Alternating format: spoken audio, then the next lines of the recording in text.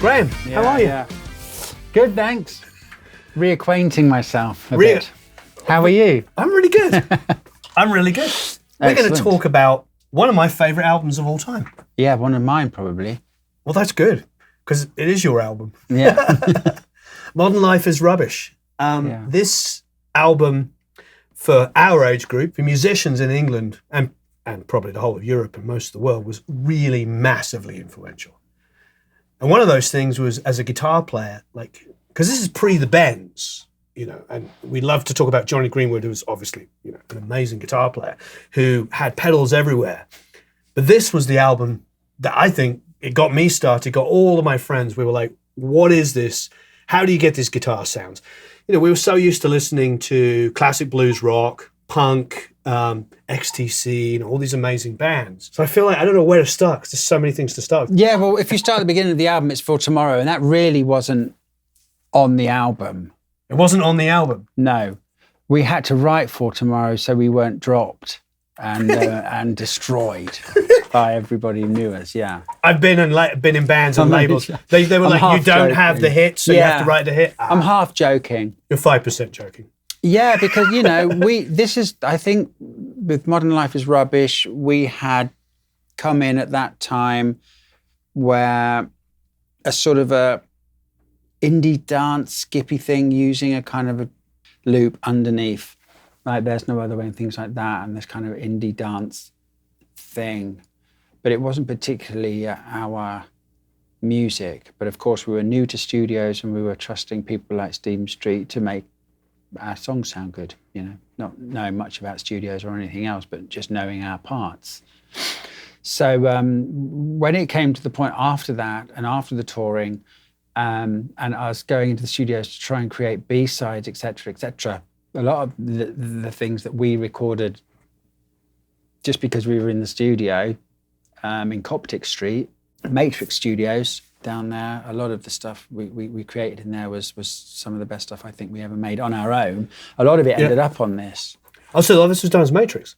Yeah. So my whole idea of sound was that it had to be completely mood altering in a way.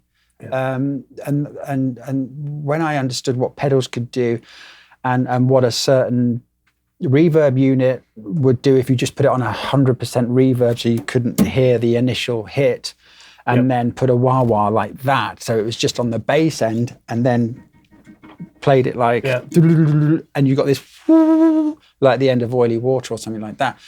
This is like, wow, this is just making sounds. It was just making a kind of sonic landscape that would support, you know, what the sort of vague lyrics that sort of Damon, or the sort of that vague drive of what Damon was trying to talk about at a time in the very early 90s when London was full of mad people, maniacs, psychedelics, space, fun, wasn't it? You know, there were space pilots everywhere. So this was born out of that. It was a very different, very much grubbier, filthier time. All right, I'm going to go right to the beginning, to the you better write a hit or we're going to drop you song. Yeah.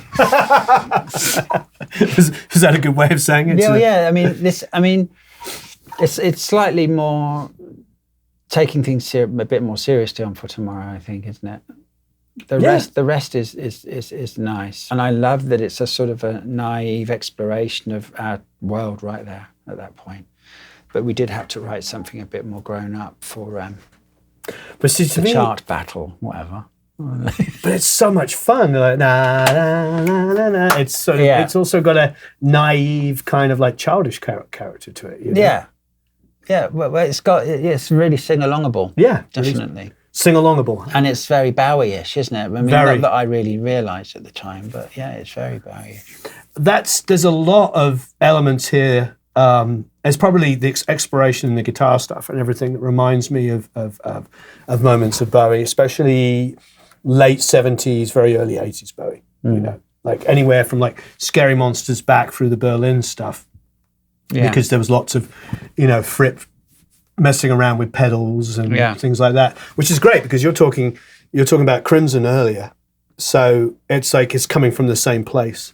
Yeah, I mean, I would have come from Crimson, not really knowing that he mucked about with Bowie particularly, although I'd heard fashion and stuff like that. Of course, growing up, and that was I really liked that. We were each approaching from slightly different angles and tastes. All right, so here's For Tomorrow.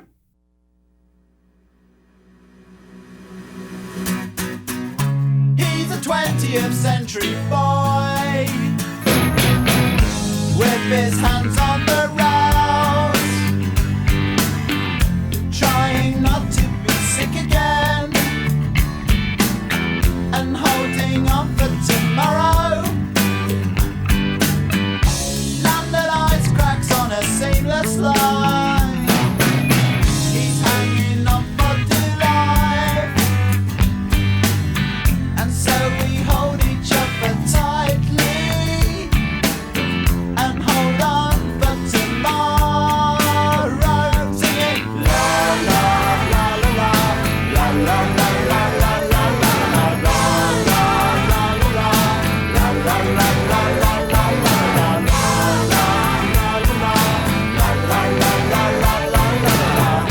holding on for tomorrow.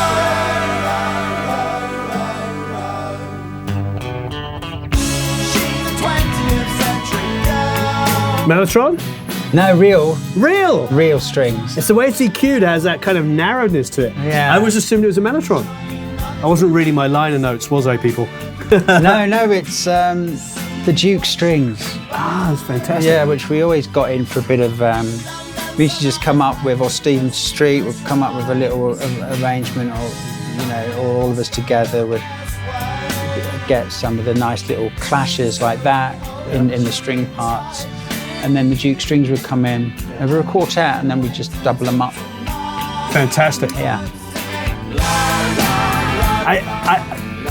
I love like the pre-chorus, I suppose technically, or the second half of the verse, the B section, how it doesn't really pay any attention to the key center.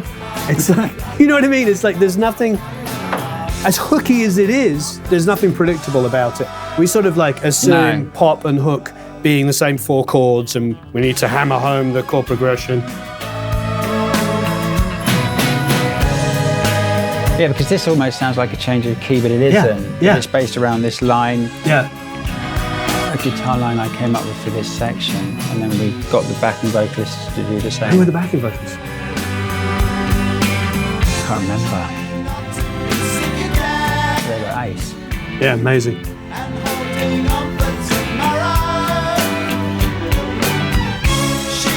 I know, it's a bit over the top, that. It's amazing. It's sort of over the top, but also amazing. I mean, now I just hear Bowie, David Bowie, and but at the time it just was just what we were doing. But yeah, now I can just hear how close it is, really. Yeah, you see the hunky-dory Life on Mars kind of. And that even that little string section sound, and Damon's tracked up vocal, and was inadvertently dragged into some Bowie sounding songs. Hey, could be worse.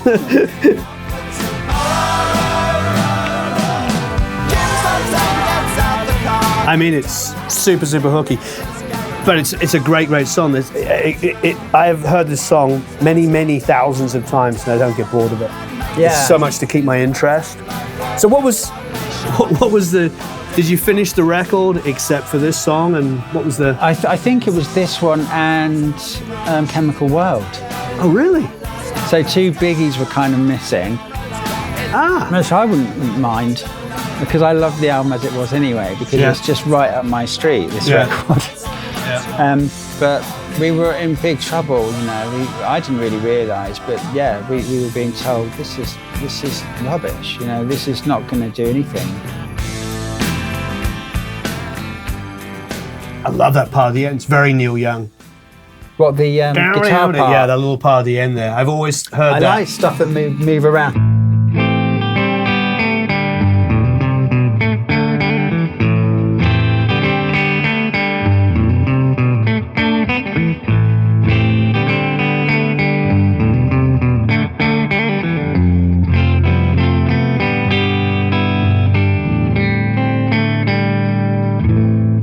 According to Wikipedia, you incorporated the guitar pop groups such as the Kinks and Small Faces. Yeah. I mean, I suppose we did. There's a bit of Kinks, but I suppose we were naturally the same kinds of people.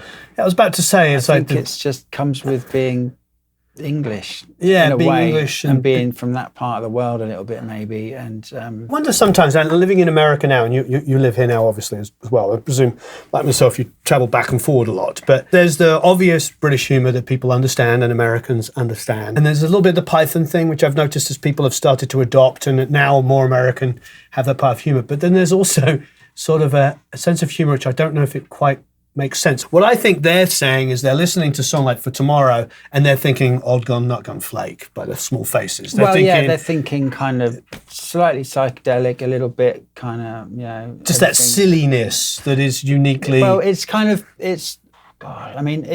melancholic and playful. It has its wit, maybe the English aren't great at, heart on sleeve kind of stuff, and they have to throw a joke in there to sort of deflect, Sure. I mean, there's all kinds of things that the English will do to not be found out for feeling anything. But For Tomorrow is kind of like the underside of what was going on there. And when I said there's a lot of space pilots and all the rest of it, not everybody was having great lives, and there was a lot of people who were in a lot of trouble because of their indulgences. One of the things that I love about this record, and I love about this period we're talking about, was still the marriage of everything. So there's experimentation, there's a production experimentation, there's experimentation with guitars and guitar sounds, and but the songs they were just great. These are just such good songs. You could sing along with every single one of them, whether it's weird and wonderful or not. And I mean, for me, they are massively emotional, a lot of these songs. And before I came here, of course, I listened to a lot of it, and there are certain songs like Resigned, which makes me tearful almost. It's so pretty. And Blue Jeans and things like that. The more melancholic stuff. Yeah. And it's mainly because things like Resigned was us on our own with the in-house engineer at Matrix Studios, John Smith, just doing what we wanted. And we had a day when we made Resigned, Oily Water, Peach, and Bone Bag, these two other really great little tunes, and I think something else. Well, I think we should listen to Resigned. All in one day. And I was just amazed. It's probably one of our best, most productive days.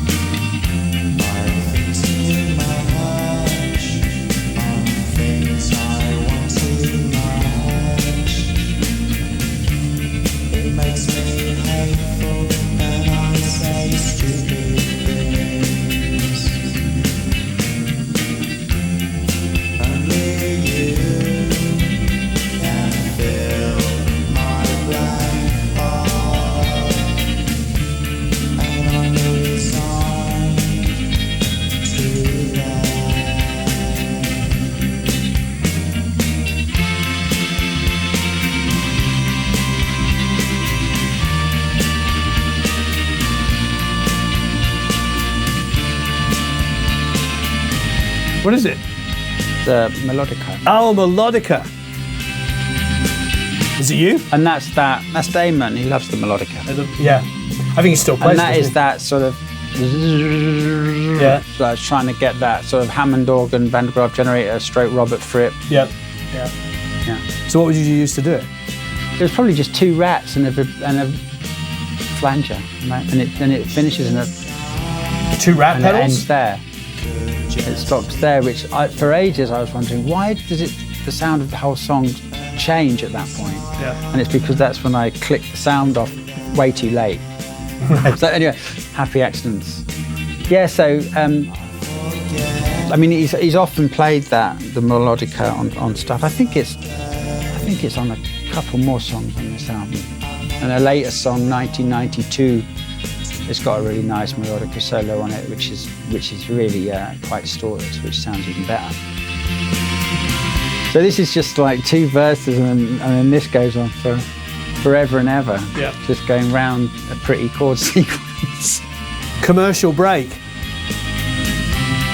So what was the song about? This, Yeah. I've no idea, but you know, it seemed to be, you know, mildly sort of about some sort of a psychedelic state of mind, and so I mean, is it?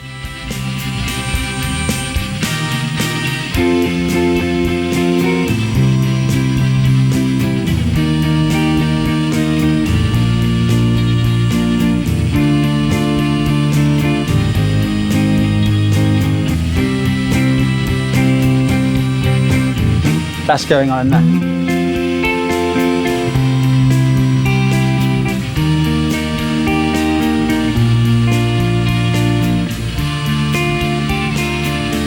And then that, so there's 2 guitars. And then... So it's not 6-4-1-5 over and over again? No, I'm just joking. It's not a predictable chord sequence, is what I'm trying to joke. It's great. It's not. There's a lot of unpredictable chord sequences, and I don't know whether this is because Damon started to write songs on the guitar. He writes songs on piano, but then when he started writing things on guitar, of course it got a lot simpler. Flanger? You know. Ah, okay, so it's a slide. Tremolo, yeah. Ah, okay. Ah. It's all like, you know, it's all Syd Barrett-y stuff, isn't it? Yeah. Well, and there's that sort of mood with Damon's sort of nonchalance, so like, it's kind of, it's just the whole song creates one mood. Yeah.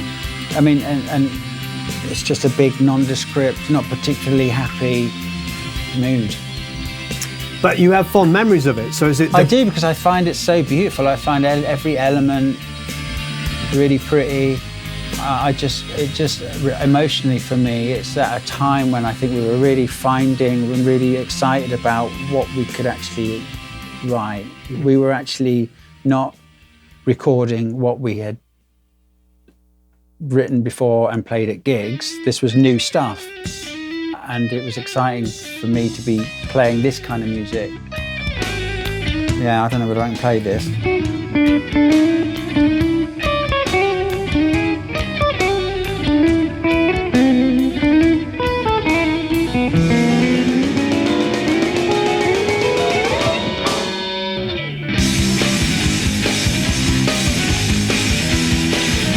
I mean, this is just another thing of Damon's perverse love of that kind of weird.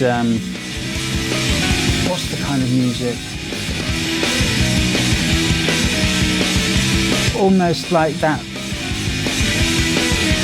Is it Carl Orff? Yeah. Sure. Carl Orff. I'll take it. Weird waltzes that are kind of perversely weird. But it's a sound of a band having fun. Yeah. You know, we'd listen to this, you go, when I said it's one of my favorite albums, I mean that as an album. You know, there's lots of times I say, oh, I really love that album. What I really mean to say is like, I like, you know, track 1, 5, 7, whatever. This is a complete album. It's a whole journey. And when you're, you know, a fellow musician like I was, I'm listening to this going, oh wow, these guys are successful and they're having fun and they're making music and they're in the studio and they're experimenting. I want this. Well, I mean, we didn't really know what else to do. We weren't particularly professionals at it. We didn't take it seriously. We had ideas and then we just have a go at what it sounded like. And we weren't afraid to be uncool. We weren't afraid to have a knees up in a kind of a music hall kind of way, or do some faux jazz, or do a fake trucker type song, or it was whatever we decided would be a good giggle. We sort of did it, because a lot of the time we'd be sitting around in the studio. They'd pay for us to go to Pizza Express, and we'd be in the studio. And it's like, well, what else do we do? And that's, so half of the stuff came out of that. We sit around and we write something silly. And Damon said, well, I've been fiddling around with this stupid waltz. Why don't we have a go at that? And then, it ends up, like that.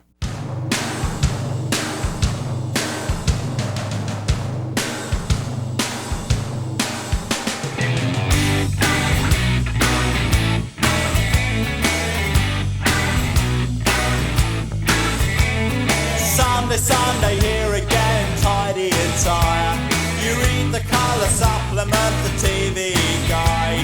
You dream of protein on a plate, regret you left it quite so late. Gather the family round the table to eat enough to sleep.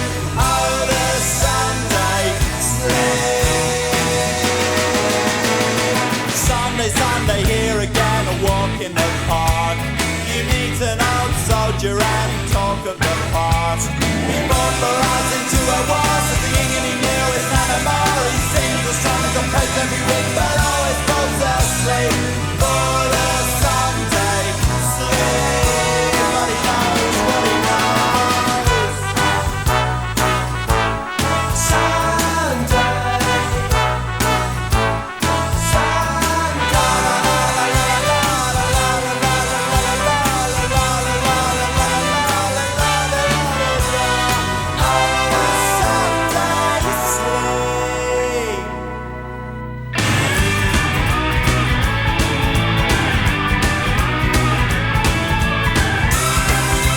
Absolutely mad. I love it. Absolutely mad. I was just looking up. So it's Quinte St.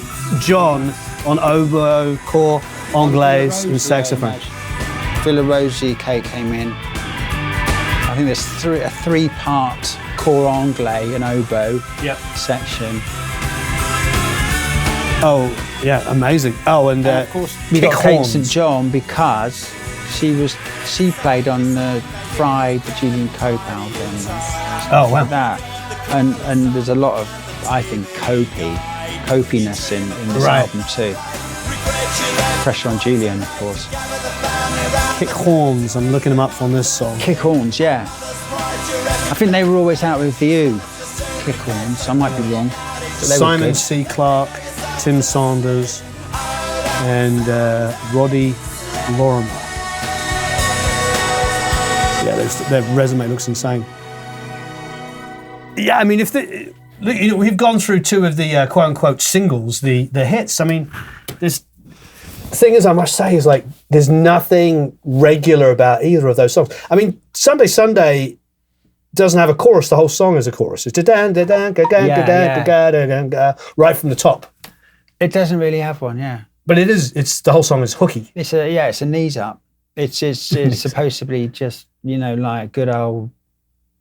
Like what they tried to do in the new Mary Poppins. They have a bit of musical in there, don't they? Yeah. Because they have to tip their hat to a bit of that.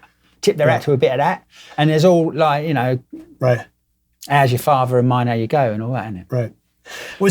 It's sort of like there's Bowie that's sung with an English accent and Damon that sings with an English accent. And Robert Smith, English accent. But 99% of bands in England, we start softening our T's and singing with an American accent. Yeah.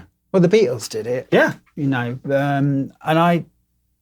I'm always changing how I speak. I never speak how I normally speak. Right. Even now, probably, it's a weird thing. I'm embarrassed about it and everything like that. But I hope that I sing. I mean, I don't always sing in an English accent because half the time I'm trying to make something that sounds American, like in things now, like for TV and stuff like that. But then I think it was quite important to us to just sing how we sang. But really, it's just all of our influences and our whole life listening splurged out in these few songs, and a lot of pretty weird listening, not all straight up commercial stuff, kind of a lot of weird stuff. So going back, I mean, the guitar sound at the beginning is fantastic. This is a Steve Lovell production, I think. Those drums are huge at the beginning. I remember going, oh, I love the drums like that. And he said, yeah, but when the other instruments come in, we're going to have to calm them down a bit. I'm like, really? I wanted the drums to stay stupid and loud like that, but we had to rein them in so you could hear everything else. It's like a rock song, but it's a pop song. And then it's got a big insanity at the end. And then there's a 60s kind of drowned out reverby vocal in the middle. I mean, it's got something for everybody. Yeah, I mean, it's a great big fat Les Paul. That was my. Is that what it was? That was my little early 90s Les Paul that I bought when we got signed, yeah. Brand new, off the shelf? Yeah. Good. Yeah. And what was the amp? Do you remember? At that point, had I got my Marshall, I went through lots of amps. I used to blow them up. I had an amp called a Roost, which was loosely based on a Marshall combo, I think. Then I went into a little Metzer Boogie with a sort of a baskety front. That couldn't really deal with what I wanted to do live because I was stacking a lot of distortion units and it was like going, no, stuff like that. So they took me to Marshall. Tony Bateman, roadie there. He's like, you need to go to Marshall, my son. And Tony said, they're even better when after you've chucked them down the stairs a few times. And I thought, brilliant, we'll get a Marshall then. And that's the amp I've still use. The same amp that you used on this? Yeah.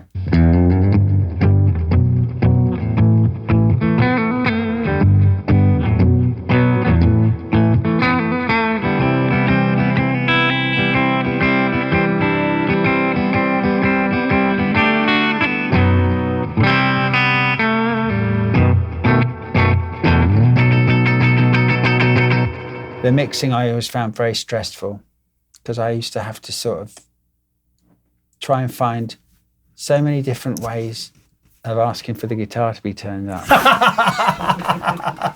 It got stressful. What are you, a guitar player? Yeah. Okay, so let's go backwards to advert. Food processors are great.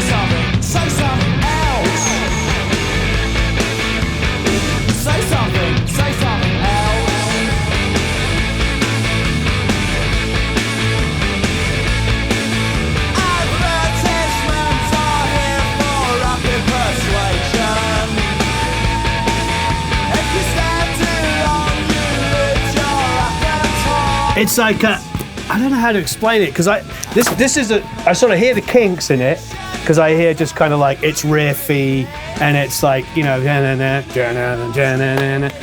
I hear that. So I suppose that's probably where people are picking up on like a Kinks thing for it. A two-chord riff thing. Yeah.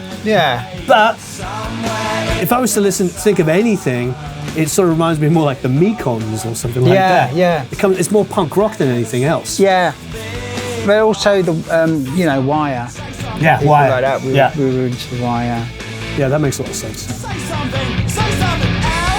But I always thought, it has this nice swing in a way, but live we did it about 5 times the speed. And it would get, really too quick. Because there's a small stone effect in there as well. Yeah, I can hear. And Alex's bass line He gets very overlooked, Alex.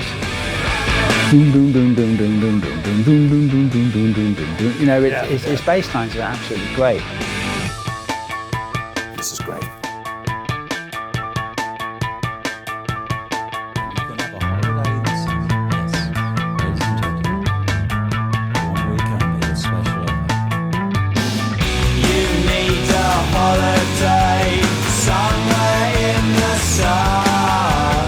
Costa del. You can tell we're still a bit shy about it, still slightly uncertain and not hugely confident yet with our kind of what we were getting at, I think. It's interesting because like Parklife went off to become absolutely massive. Yeah. And deservedly so. But this is the album that I was gravitating towards. Oh, there's maybe that you're still trying to find your way thing is what I love about it. Yeah, I think that's what it is. You know, I don't think we got everything right. I think it's got a nice swing to it, but I think it's a bit too slow and doesn't quite get... Right.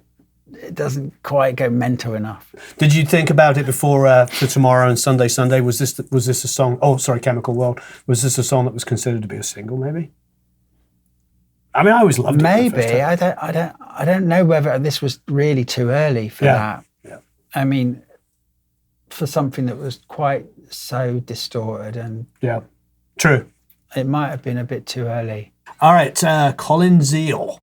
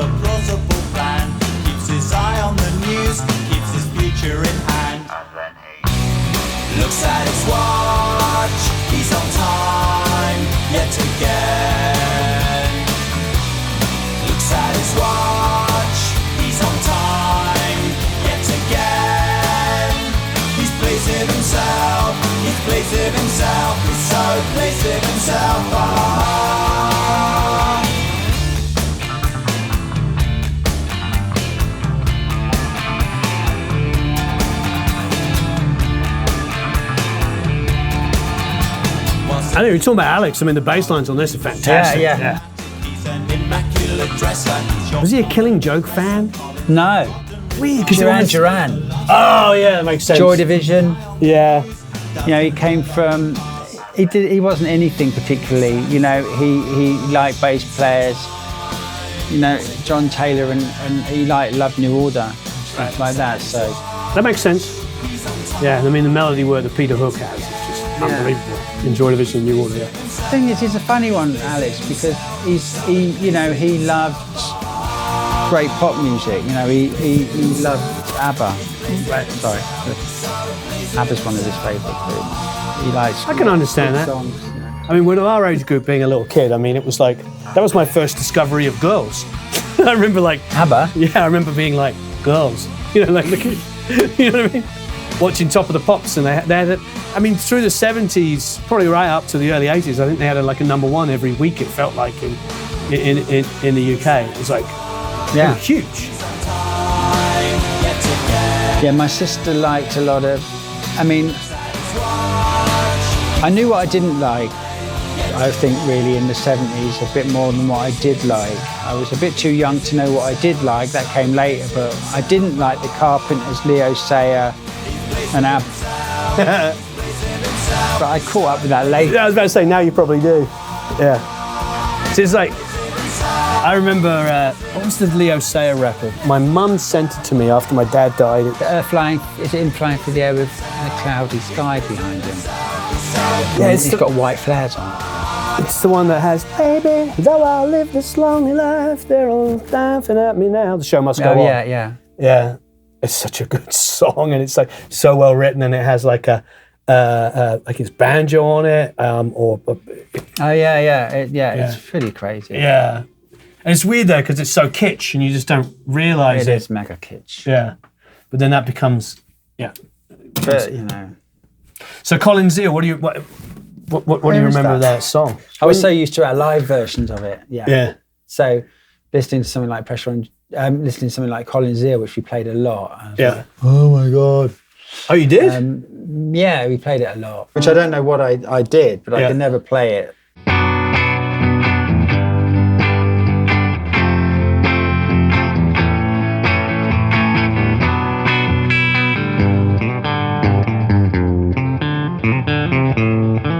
You know, there's the last choruses. There's an additional sort of lead part that goes along with them. I could never, my restless fingers. I always had to be hammering on and doing things like that. And I suppose that's what becomes someone's signature. I suppose is how they play. All right, Pressure on Gillian. Yeah, I like how you can hear these harmonics go. If that's the right sound, as this bend. Where is it?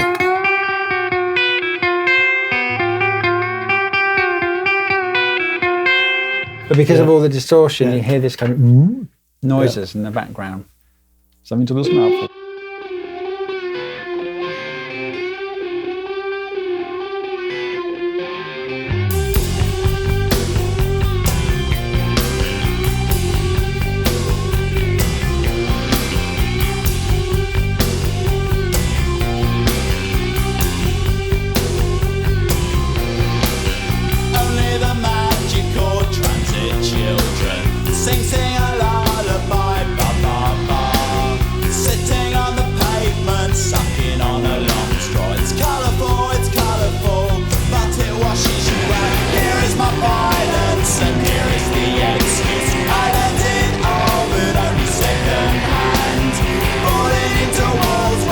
Is there some small stone on that? Is there a marginal phaser on it?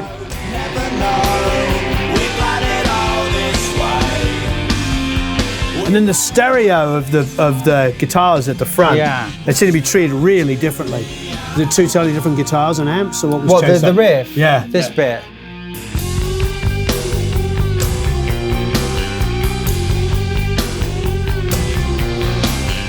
They were probably cleaner than I wanted them to be. Yeah. I probably wanted them to be a lot different. But then there's the behind it as well.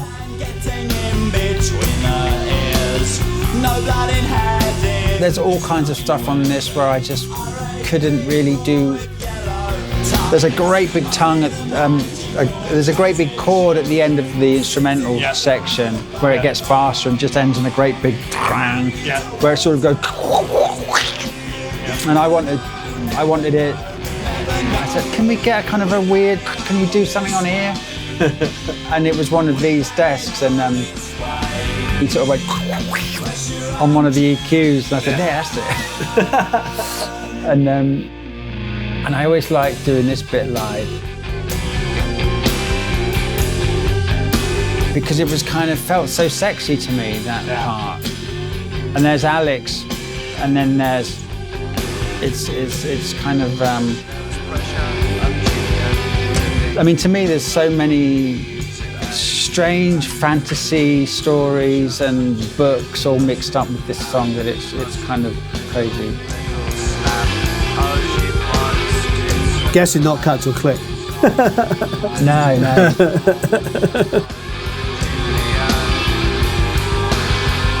It sounds like Alex is driving. That's the bit where he's. And that's John fiddling with an EQ knob. Yeah. And then there's so cultural appropriation. It's all there.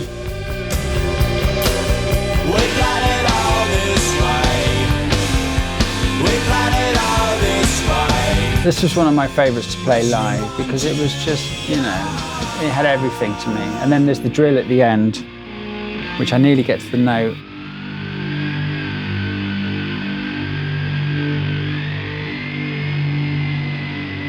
That's a drill? Yeah, so I wanted a really big noise You can hear the drill stopping at the end. I said, well, get a drill. And then I put it next to my guitar. Yeah. And I nearly got the note. Yeah. But it was like adding and decreasing the pressure on the trigger. Yeah. To try and get to the right note. And nearly got it. Was it going forward or in reverse now? You're saying in reverse. Forward, I hope. But that's fun, that one, yeah. Yeah, see, these are the things when I'm sitting there with my headphones on trying to figure out what the heck is going on. It's like, what was that sound? I had no idea. I don't know if it was a drill. Did you talk about it at the time? So I don't remember ever knowing that was a drill. No, I don't think so. But there's that other Robert Fripp.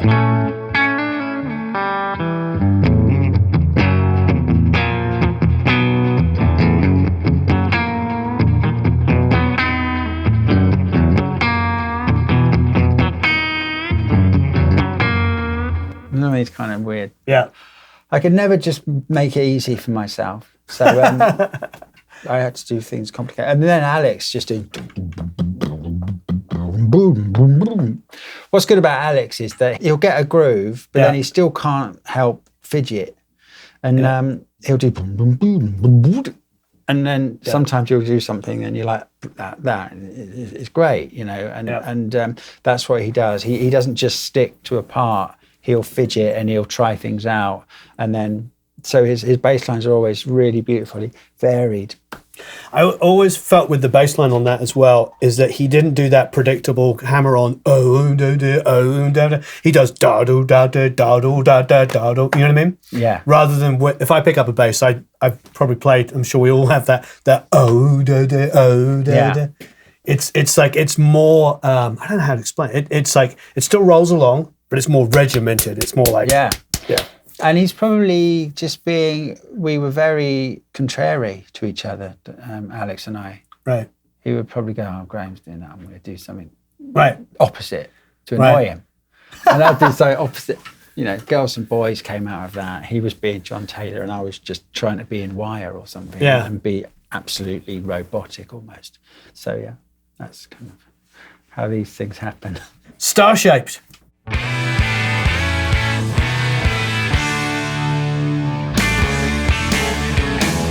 Wash with your soap behind the collar, keeps a clean mental state. Don't usually bother in cold weather, but still I'm getting into work late.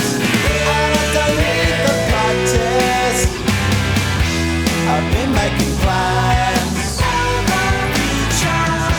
Is that you? Yeah. I feel so unnecessary.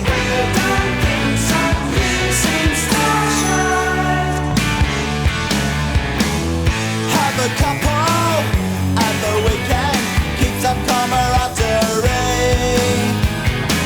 I'm on my buckles in the muddle. I have to ask, what was the songwriting process? Are you guys working this out in pre-production rehearsals? Had you already rehearsed this, or was it coming together more in the I don't think studio? we had. I think by this time Damon was having demos and we were working them out in the live room probably. Yeah. But it would be pretty quick, and quite often my job would be to figure out how it started, figure out a middle bit, and figure out how it ended, and how one bit goes into the other, and come up with a guitar part, which then would come up with guitar parts that would inform Dave what the drums would be. And then this is Kate, with 3 cor anglais stroke oboes. And so that was how it would, Villa Rosie and Star-Shaped, I always think as sort of brother and sister in that way, because they were similar.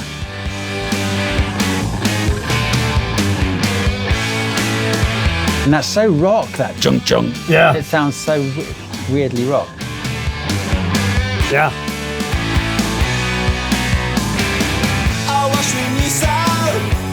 It really surprises me just how gatey sounding the drums are as well, you know. Yeah, we didn't realise, the time this was a modern drum sound. This was like... Yeah. I like it, to be honest. I've been making plans.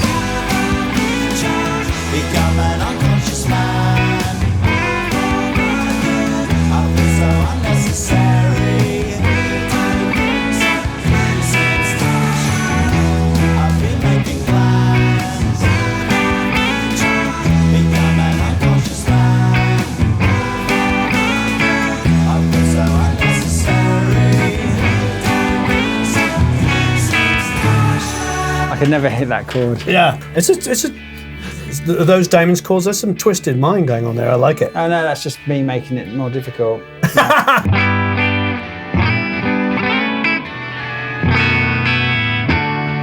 Nice. But that down, then down, just the two things together is like, where does that come from? That's what I love about it. Rolling Straight into Blue Jeans. Great drum sound. I like how it never changes either, the drum pattern, but the emphasis moves.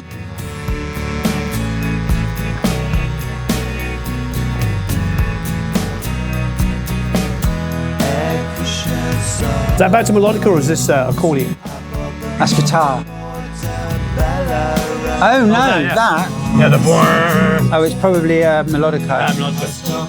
It seems like a lower note. Oh, it might be. It seems lower than the melodica. It might be one of the. Oh yeah, pump organ.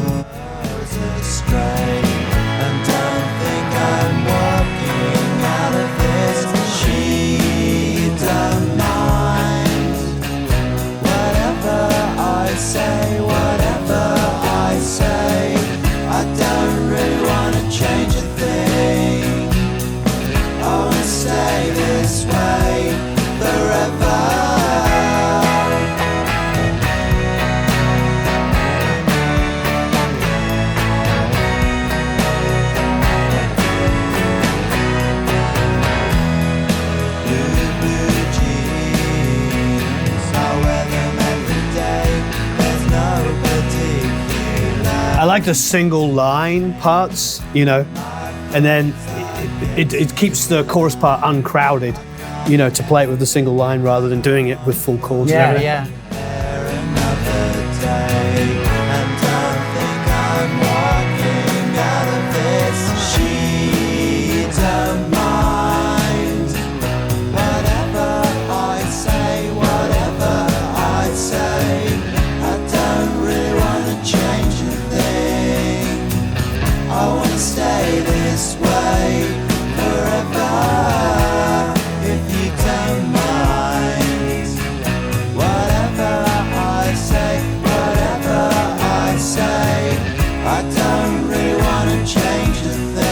Yeah, it's a great drum part. I never really thought about it from that perspective. I like how it, it changes emphasis within the song, but the song it never changes. Yeah.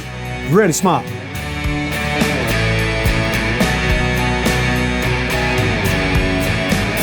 Are you using amp distortion or pedal distortion? Pedal, probably. What would you have used? It's probably a Rat. That's crazy. I could never make a Rat work for me. I never would have guessed it. I never knew. No, it was all I had. But I mean.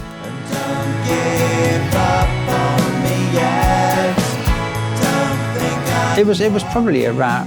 Although this is Stephen, so he had, was it a Hot Cake?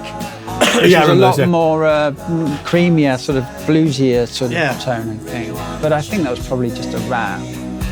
So we had all these imaginations of like, this is the record going, so he's got this guy in like, some random country who hand-built some, you know what I mean? You know how it is. It's just, and the reverb, and I mean, I love plate reverb, and I love using it to that clang kind of sound.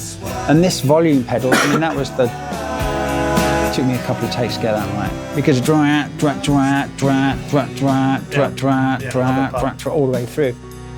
So, but it makes a pretty kind of sound. I mean, it totally emotionally fits with what's going on in that. So, I mean, that's one of my.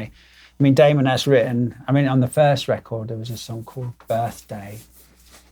I mean, they're all the really, really lugubrious songs, and then there's stuff like "Blue Jeans." I'm like, oh man. Yeah. I mean, I love those songs.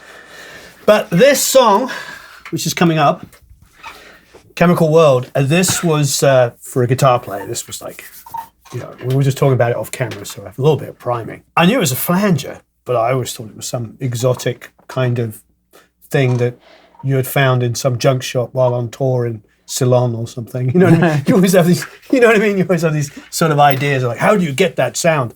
And you just told me It was a good old Boss BF2. Yeah, I mean, not a lot of depth. If you drew 4 round circles, I could probably put where the buttons go. Right. But it wasn't. They were all kind of pretty much facing upwards. Not an awful lot of depth, and then a kind of speed. Yeah. And that's it. And a cleanish Marshall And which sound. guitar? Oh, that would have been my old Les Paul, I think. The one you bought new, 91? Yeah, the Daffy is called, because he's got a Daffy Duck sticker up there. Oh, right.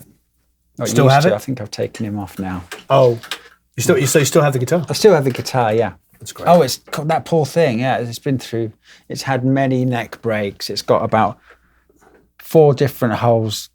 Right. Because, this has been ripped out so many times, but it's surviving.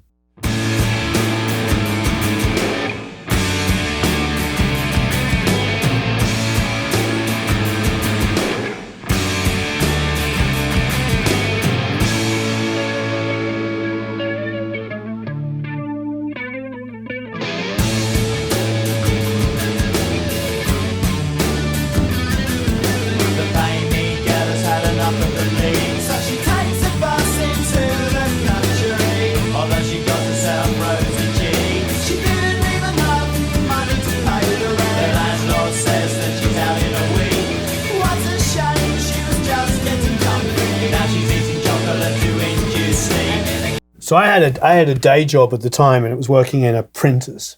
And there was another kid in the place who wasn't a musician but was a music fan, and he was actually the first guy to bring this album in. He brought it in before I knew about it, and so I'm working like this day job, and I got my band gig and everything, and I remember because I had to pay my rent, and I just remember this was the thing that I heard from the other room. So this is it's big. I was like, what is that?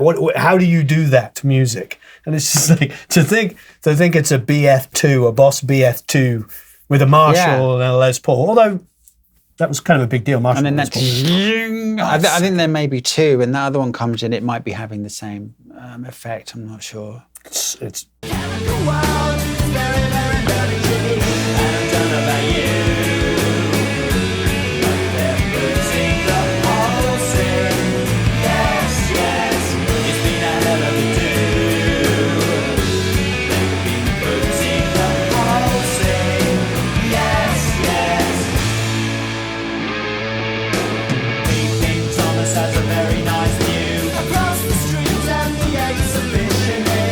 I think it just comes across as so inventive because it doesn't go away when the vocal, it's not fighting it, but it's on its own. It's really hooky and cool and interesting. Yeah. But I can listen to both things and they work so well together. Quite often when you come up with a really cool guitar part, you have to like mute it during the vocal. Coexist. It just can't, exactly. I suppose because it's just kind of rhythmically it's so different to the vocal, isn't it? And it's not particularly heavy or in your face. It's quite an inoffensive sound. But the whole part is pretty nice, actually. I mean, I always enjoy playing this because it was such a fun part to play, and the chorus is fun to play because it has lots of hammer-ons and things. It's when I was really starting to develop, I suppose, a style or whatever that is. But when we played festivals, this would be. I get people from all kinds of different bands coming up to me. Therapy. Yeah, I remember them. Yeah, remember them. Yeah, and, Therapy. And a lot of other bands coming up going, what is going on with that sound? Yeah. I really like that sound. And just saying it was just a flanger. But it was interesting that so many people from who were making different types of music, their ears pricked up at that. Yeah, and were they all like, what, a Boss? Yeah. We're all thinking it's something crazy and weird and exotic. I didn't have time.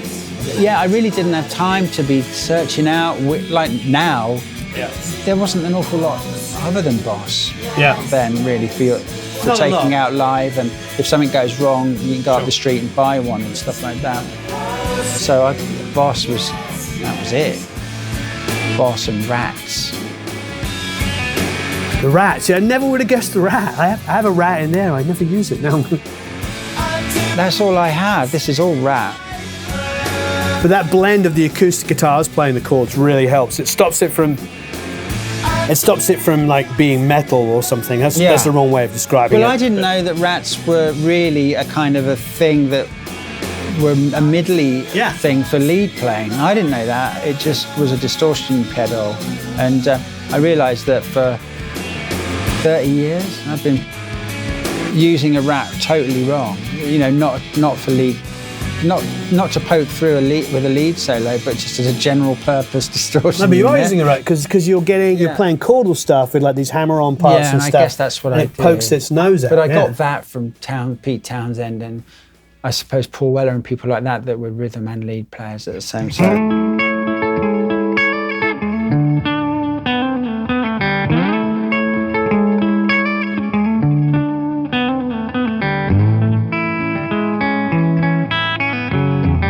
So we've done Sunday, we've done Chemical World, so next on the agenda would be Oily Water.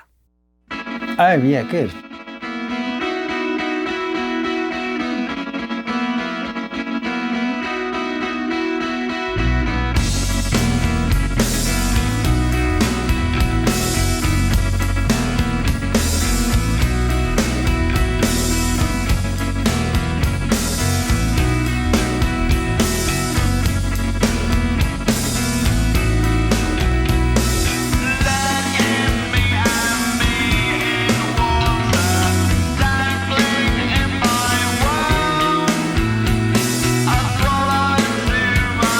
All right, so first question, how are you doing the fast tremolo on the guitar there? Boss tremolo. Really? But yeah. But how's it getting that stereo effect? It's just two tracks of mono guitars. And that's it, and you're just turning the pedal on? Yeah, one of them was the fastest. Yeah. And it's not a very triangular, it's a very stuttery kind of tremolo. Okay. So the fast one and then a little bit slower on the, just to be disorientating. But just it's two guitars. Ah. Because it feels like it's going left to right. I know, it's odd.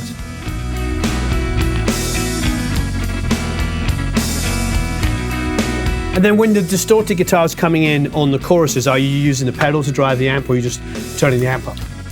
Well, that's a collection of sounds. There is a basic rhythm part where I wanted the E to be going all the way through, but then there's also my Alesis micro verb or something on no attack or just reverb, no dry signal, and then the wah wah like this, and then the which you hear and it becomes more at the end. It's kind of like a cool sort of sound. So wait, are you doing the Johnny Greenwood before Johnny Greenwood? I mean, it's kind of like that.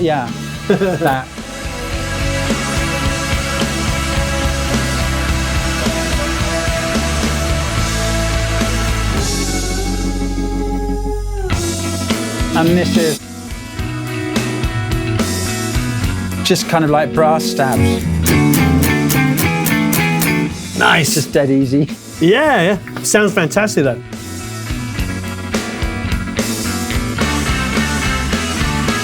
It almost sounds like a brass section. Sounds great.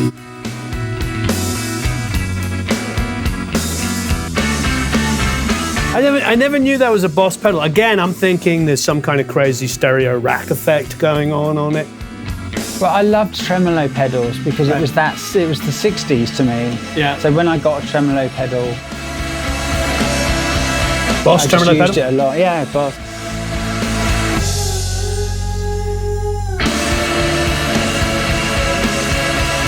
Yeah, that's all that. Like mandolin style. Great.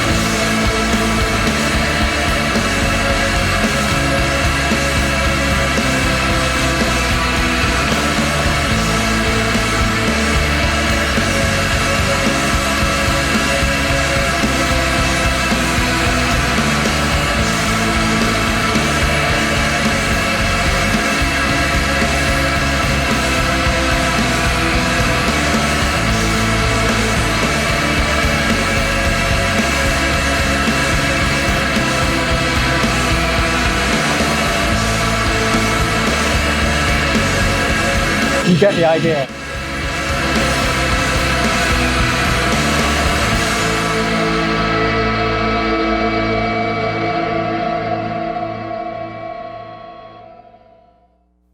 Absolutely fantastic. Yeah, I was listening to that this morning on YouTube, and the 15th comment down made me laugh. It was I was very high when I was listening to this, and it got very chaotic. I was very scared. I won't do that again.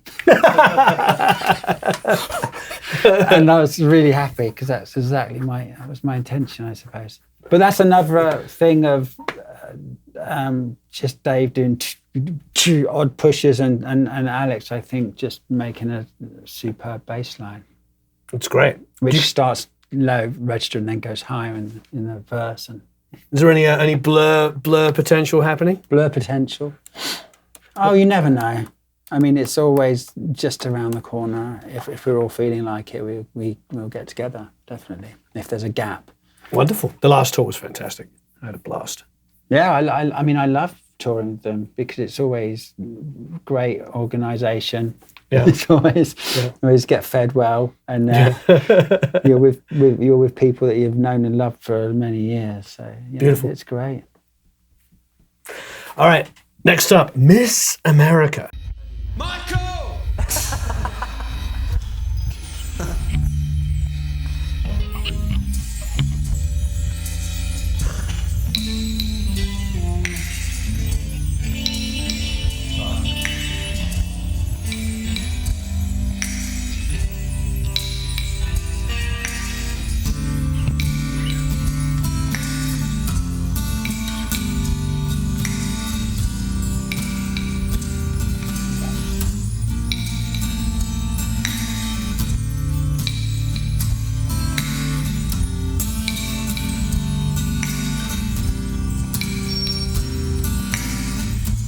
It's like how not to record. It's like so much compression on it. Is it like a really super quiet mic and everything's just being brought up? It's like that was just John Smith, Mr. Compression, on everything. Miss America sits in the shower. She's plucking hours from the sky. Picks up the telephone into another home. Don't ask me why. I don't mind.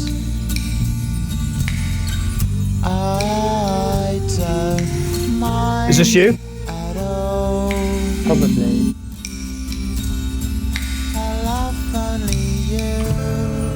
It's because according to Wikipedia, it's percussion. So percussion, tone album, Miss America. There you go.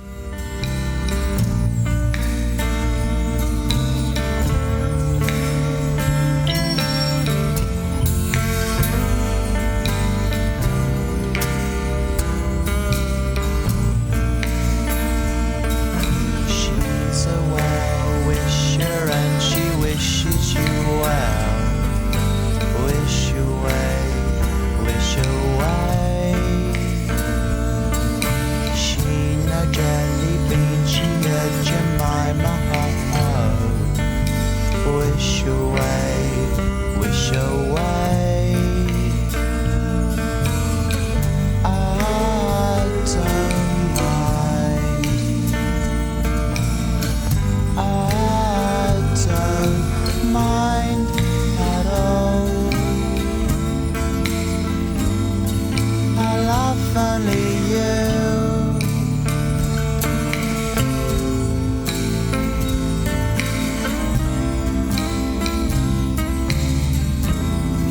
Do-do-do-do-do.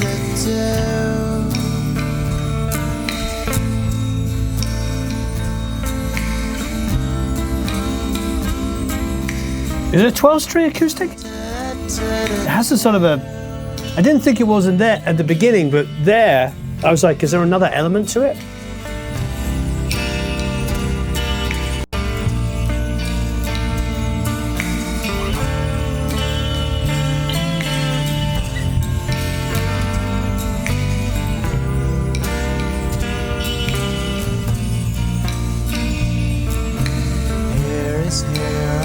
very woozy.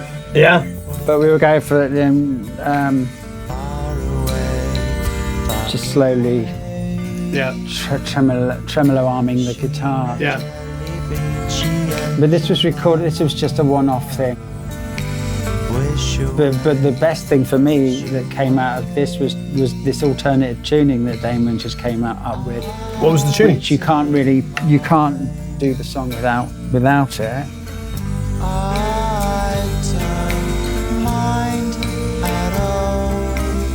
So that B down to A, yeah, and then that E down to D.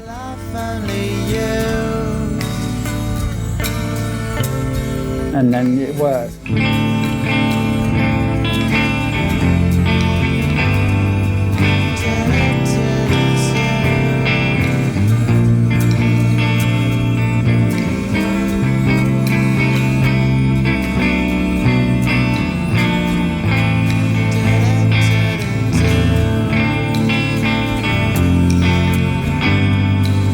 It's a good tuning. Yeah, that's great.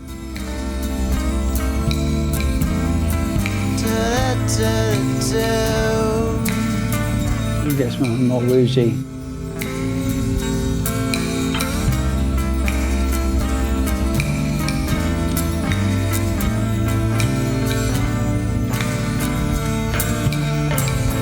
That's all the trem arm.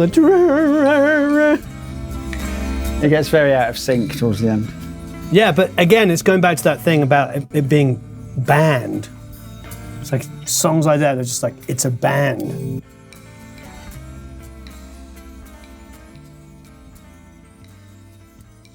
We're coming up to Villa Rosie. I mean, if you listen to that, yeah, that's almost like how things should not sound, because there's feedback and there's rumble from microphones. There's almost too much compression. The vocal is odd and upfront and really dry. Yeah. And, it's a very, very peculiar recording, but it has such a lot of atmosphere. Yeah, it has so much personality because of all those reasons. Yeah. Oh, this is one of my favourite perverso riffs, isn't it? Yeah. Yeah.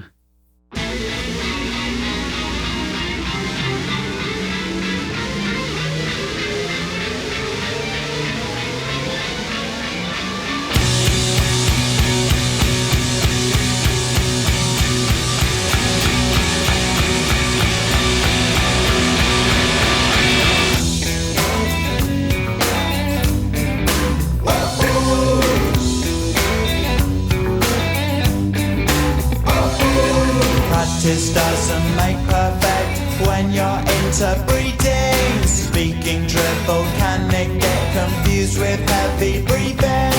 Mixing drinks. See, I always loved this because I loved XTC and I thought this came from XTC. Real clanky. Yeah, it's great. When work is done, go to Villa Rosie every night. So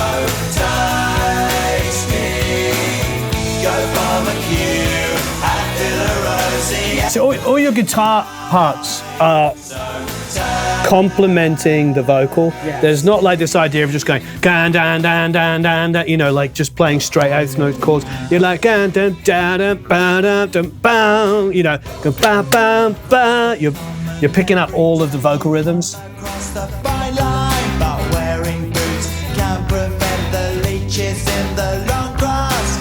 Eating between meal stifles the appetite isn't healthy. Coming home. This is probably a lot of fan favourites of the album because it's so quirky and so. And all the while at Villa Rosie every night, you're tasting a sweeter life at Villa Rosie every night. So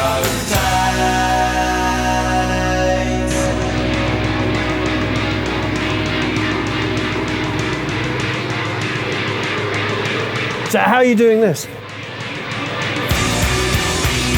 I'll show you. It sounds like the guitar version of the end of Sgt. Pepper. But it also it reminds me of the beginning of Death on Two Legs by Queen. Down, down. Yeah. That. Yeah. But that is just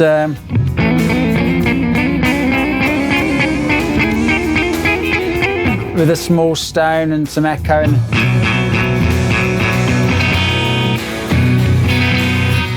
That's one of the riffs I get asked a lot about. Yeah, it's a great riff.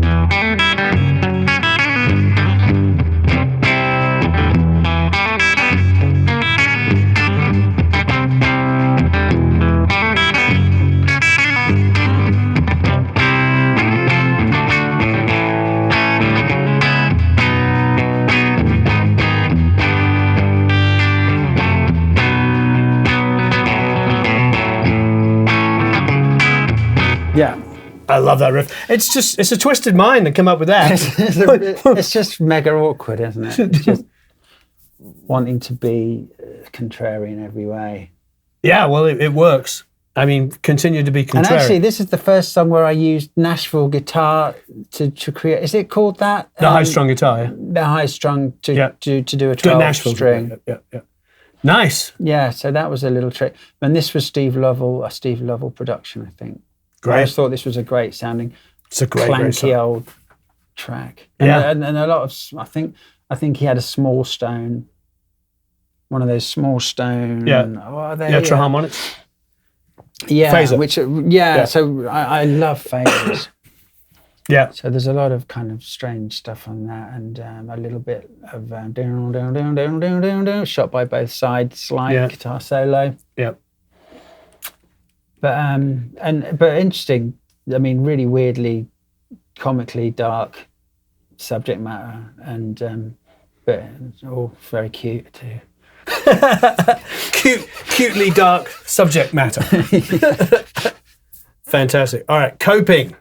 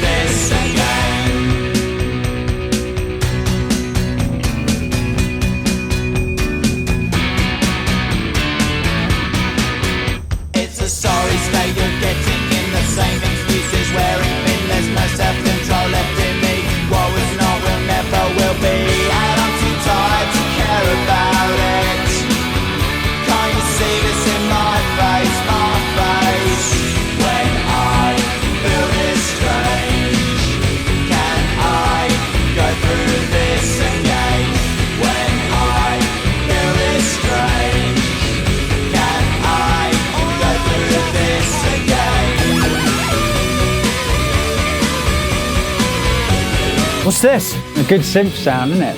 Yeah. What is it? I've no idea. Damon did a demo of this song first of all and had an amazing synth sound that we couldn't find again, but we found that one.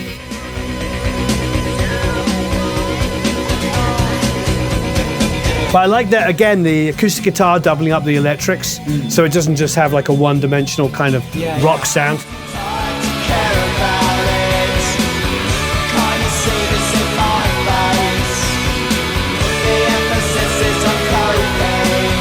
You dubbing the keys with it? I might have been. Oh yeah, I think it's.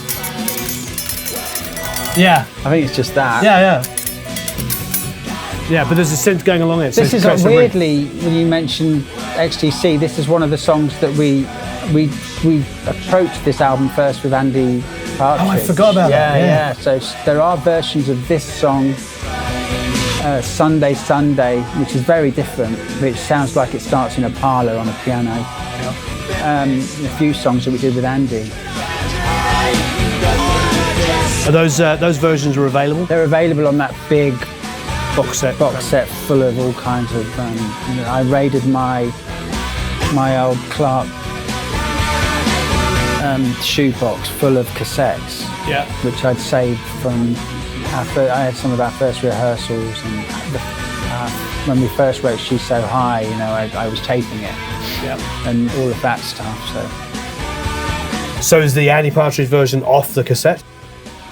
No, that was a proper. That was you a found proper, the original. It was proper. Okay. That was recorded at the church in Crouch End. So that was Dave Stewart's at the time studio. Yep. But that coping, another one. That was another tough one. I don't know whether we ever really got it right, but we seemed to get it right live. Right. Again, it was a kind of swingy, slightly slower and swingier. Slower live or this recording? Oh, okay. Live, it was always just maybe too far the other way. It was a bit too abandoned. Right. Reckless abandon. Synth?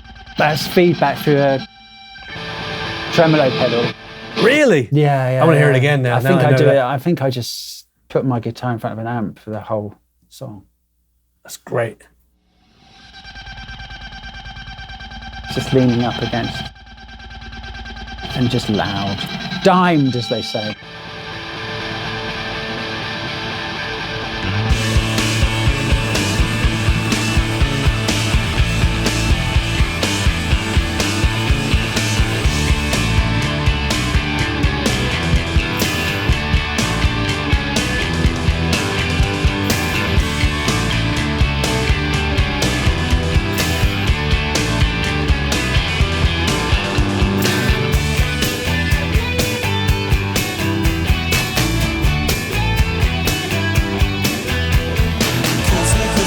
Wah pedal? Yeah. Triangle.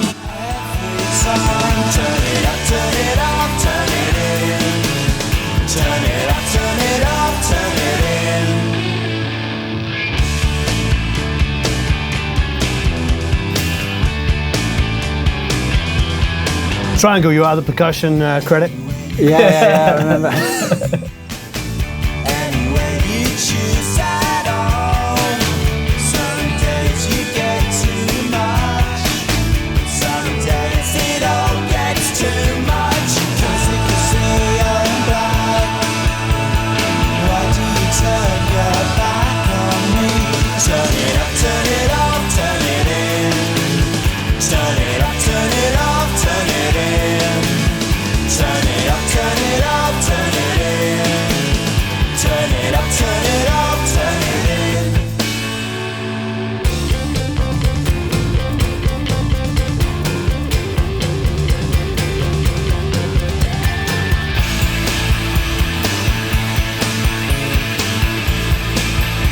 Dave's a great drummer. Really great drummer. Yeah. It was well before Pro Tools. This is real performance. Definitely, yeah. Right, I mean, we weren't anywhere near Pro Tools.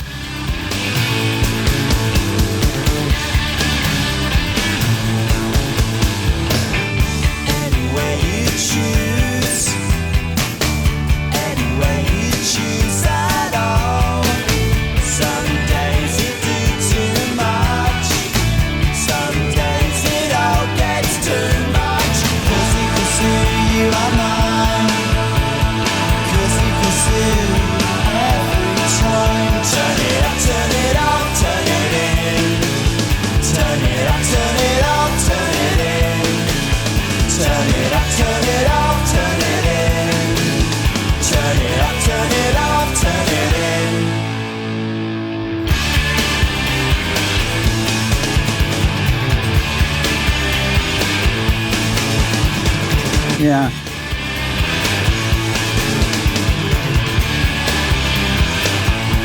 More of that.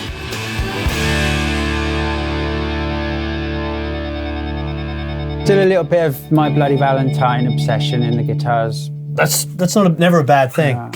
It's a bit of a weird song because it doesn't do very much, and you know, Damon has always not really liked it that much because of lyrically it's a kind of like right. What's it all about? But it's surprising listening to the production of it. Yeah, in a way. I mean, it's pretty big stuff. Yeah, I mean, the drums sound. They're just not. I don't associate that drum sound with Blur at all. But it's, sure. Do you know what I mean? I like it, and then that bridge section when he does all that tom work, I mean, it's fantastic. He's a really great drummer. Yeah, he's totally solid. And it was, it was to tape, and I mean, it goes without saying in that period, but it's just, it's worth noting that, that is a real performance. People used to play. No, they still do. I mean, there are a lot of Blur songs that were, live and not always done a bit at a time. We would start them off by all playing it together. That was so much fun. Yeah, I mean, it's weird listening to it and how there's a lot of different people involved and how it does kind of sound like an album, but a lot of the songs do sound like mini different universes. Yeah, like Villa Rosie to Oily Water to what we've just heard in Coping. There's a lot of different approaches to drums and all kinds of stuff. I never thought about this album in the way you're describing to me. I didn't know that you had written 2 songs as singles, like afterwards, specifically to be the single. I never thought that, because it's interesting. In Oily Water, I hear a bit of For Tomorrow. I hear, moments of this. So it doesn't seem like it's completely disjointed. It feels like a piece of art. Now that you're explaining to me how it's done, now I'm hearing it in a different way, and I'm hearing Resigned, and thinking, oh, right, yeah, that doesn't sound like it was done on the same day in the same studio as For Tomorrow. But it seemed to be like what a great album was for me as a kid. When we grew up, it wasn't like, every song had its own life, had its own reason to exist. Well, now I think of an album and the consistency of that album, same studio, and that somehow gives it its wholeness or its identity. But it's not actually the case, because this is kind of all over the place, recorded at different times. And I remember this time really, really well. It was a really weird time. We had to tour America twice in the year that we were writing or recording this, or not far after, and we were exhausted. For me, at that point in time in my life and as a band's life was kind of pretty desperate. We were pretty poor. Yeah. And so it all speaks to me of kind of it's very English, and it's not very prosperous, and it's slightly anxious and melancholic and grimy windowed, really. I mean there's a lot of beautiful uplifting and great stuff on it, but it didn't come from a place of supreme confidence particularly, but it came from a place where we didn't give a toss about what anybody was thinking. Yeah. And we were really just finding our own identity, and at a time when it was probably the last bit of time when any band may have been allowed to do that. Right. But it afforded you the ability to go off and make Parklife, which... Yeah. And that came out pretty quick. So were you back in the studio? Yeah, we would have gone off on a little jaunt around this, Modern Life is Rubbish, and I think and then we recorded Parklife. Parklife is super eclectic. I mean, if you listen to Girls and Boys and Parklife as 2 songs back to back as 2 massive hit singles, it's like Parklife couldn't be any more quirky in English if life depended on it. I think only probably Country House or something was your only other song that is just screams England. It's not part of the album, but let's listen to it.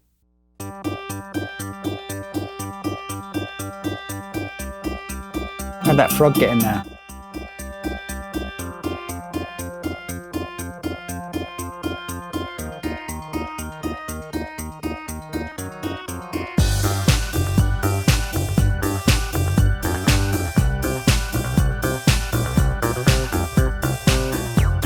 Great bass line.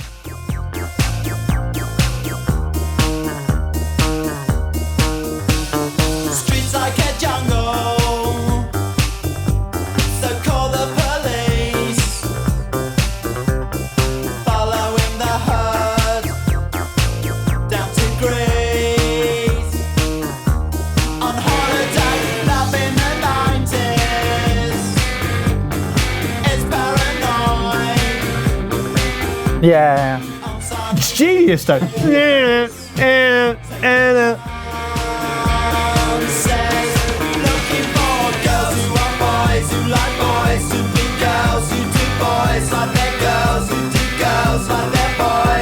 Yeah, it's moronic. It's so wrong that it's right. It's like that's, Yeah.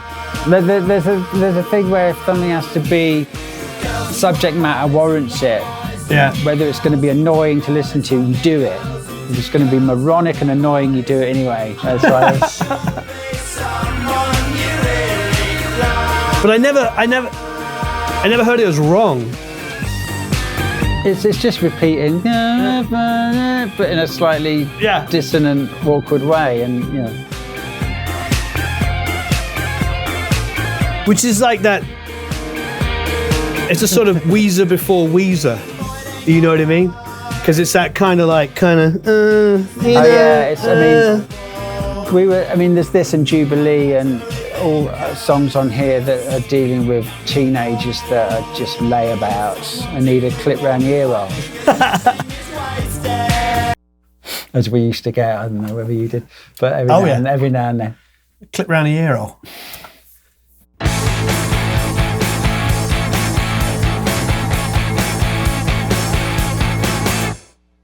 Jubilee slouches in the setting. He's losing all will to move. He got divvy, too much telly. He watching 24 hours of rubbish. He got butane, he got plastic. I mean, it's all the. Very soft. It's so sarky, but it's all everything your parents would say to you. 24 hours of rubbish watching. Yeah. Cut his hair. I mean, my dad, I can't remember how many times he'd come in and I'd be watching my granddad's hand-me-down black and white TV in my bedroom. He'd come in and say, "Are you watching that bloody rubbish?" Bloody rubbish. Yeah.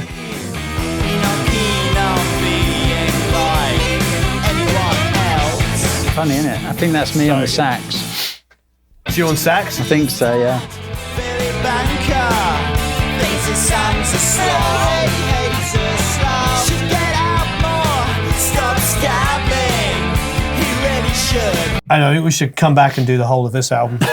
I mean, but just a little teaser. What about this one?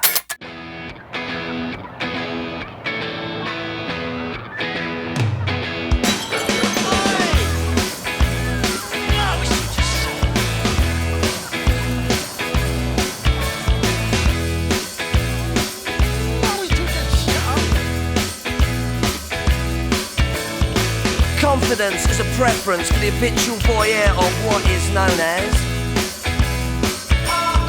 A morning suit can be avoided if you take a route straight through what is known as. For the Americans, it's not through, it's through. Through. They love a bit of it. Who's that gut lord marching? You should cut down on your pork life, mate. Get some exercise. Funny, because hearing Phil Daniels here, we just met him at this point. You know, we'd invited him in to do this song, and we were like, "Oh, it's Phil Daniels." But years later, we still know him, and it's just Phil. But at this point, it was one of our favourite actors in the whole world was coming in to do sort of, a narrative over our song. Except on Wednesdays when I And it just felt, and to hear his voice, because his voice is so specific from Mike Leigh films and from Quadrophenia and all the rest of it, to hear his voice on our track was just, it was unbelievable. It was really amazing. Because no one sounds like him. Enormous well-being. Safe in the knowledge there will always be a bit of my heart devoted to it. All the people, so many people, they all go hand in hand, hand in hand. And so to have him suddenly there and talking like that, it was unbelievable.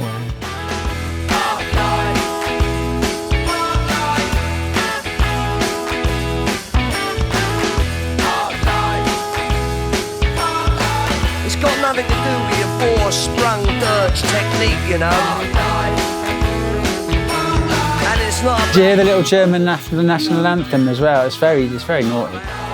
On the saxophone. It's very naughty. I just remember that commercial, that Audi commercial when I was a kid. Four-sprung dirt technique. And nobody knew what it meant, but then we just all say it.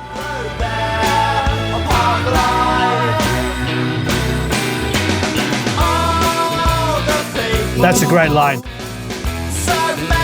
It's a great line. Jazzy. I wanted it to be a bit jazzy. Yeah, it's almost like a little horn. Like a little horn line, yeah.